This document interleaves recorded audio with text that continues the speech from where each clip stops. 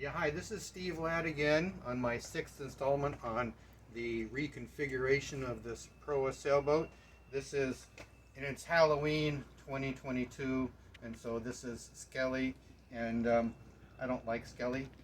I think he's a parasite, an usurper, and a rival for my wife's affections, but I'm trying to be a good sport about this, so I'm keeping him comfortable here. Now, come on back this way a little bit. We've had some stuff going on since last time we talked. The bulkheads were in then, but they hadn't had their fillets yet. Fillet is this thing here, which is an epoxy mixed with a powder that you trowel into place into this cove shape, and it hardens on both sides of each of these bulkheads. So all the fillets are done throughout the boat. Now, I'd like to explain the step masts. Well, the mast steps. And the mast steps will go, there's one of them right down there. That's the platform that it's going to go on. And the mast will come through this hole here. This is a simulation of the deck. And now let's show you the mizzen mast step. Come on this way.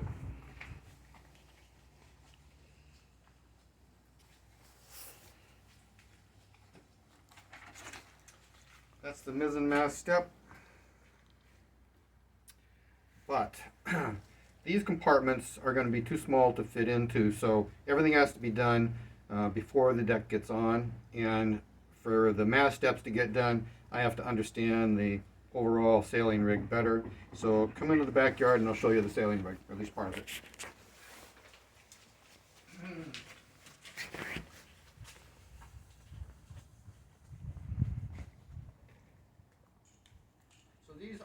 This is the sailing rig from a Sea Pearl 21 trimaran, and given to me by my friend Larry Whitehead. This is one of the two masts. It's carbon fiber, freestanding mast.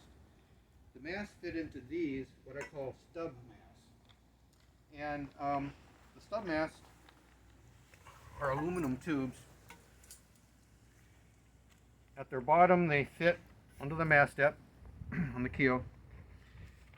The deck height is maybe here. Then they have the vang and the gooseneck attachments built in. The stub masts were not tall enough for my hull, so I had welded on a piece here on this one and a piece here on that one, because the distance from deck to keel is greater on my boat than it was in the Sea Pearl 21. Both are easily removable. The mast comes out of the stub mast, and the stub mast can come out of the boat. Okay, now let's go to the back of the boat, and I'll show you where the rudder is going to attach.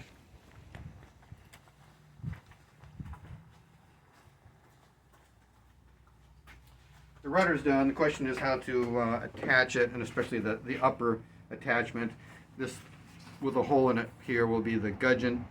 And it's difficult to attach a gudgeon on a narrow, pointy, double-ended stern. So I have dummied up this as the future gudgeon attachment to be made out of heavy stainless steel plate. But I've put in these, I put in captive washers and nuts on the inside, so that after this thing is made and put in place, after the deck is on obviously, I can screw this thing on, going into captive nuts and washers that are inside the boat there. Now another thing, if you just move a little bit that way, I just have to plan all this stuff out before I put the deck on. I have to know what I'm doing before I do that. So I've dummied up the Aka mount. So the Aka, the correct term for a crossbeam is an Aka. Now, my Akas are actually going to go that way. This is going to, they're going to be off to the port side of the boat under normal conditions. And so they will go in here like this. This one Aka will end here, but it'll extend 15 feet that way. And they'll be made out of aluminum, Next on the electrical system, well, let me show you these diagrams. I've just planned it out.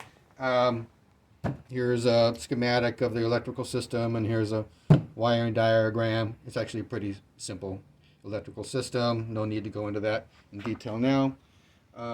Let's go back to the boat, and I'll show you some of the components. Stand here. The solar panel I haven't got yet, but I do have the charge controller here, and the battery, which is 100 amp hour. I wanted to get some of these components ahead of time so I know how to fit them in. I can arrange for them to be situated before I put the decks on. This is the fuse block, I guess you call it. Running lights.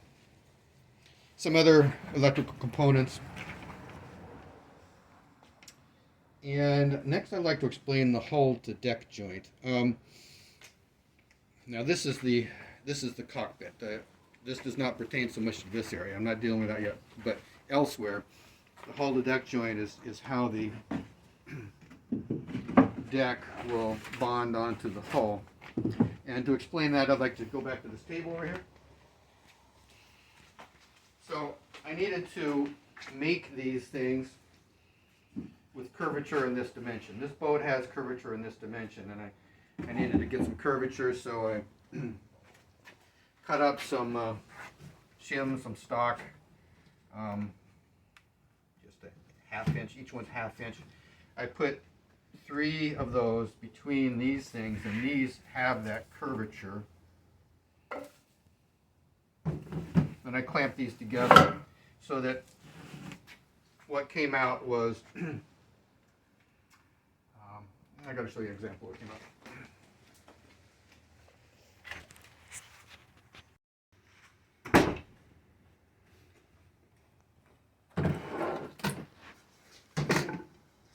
Was these things. Okay, then from these things, I carved out these things.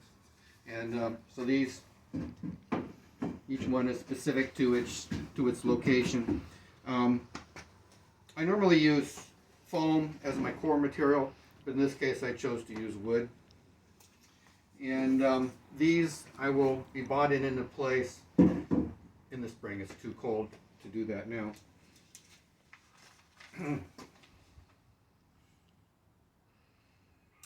And that's about it. It's about all I can do this winter, except for some smaller tasks that I'm able to do inside where it'll be warmer. Thanks a lot. See you later.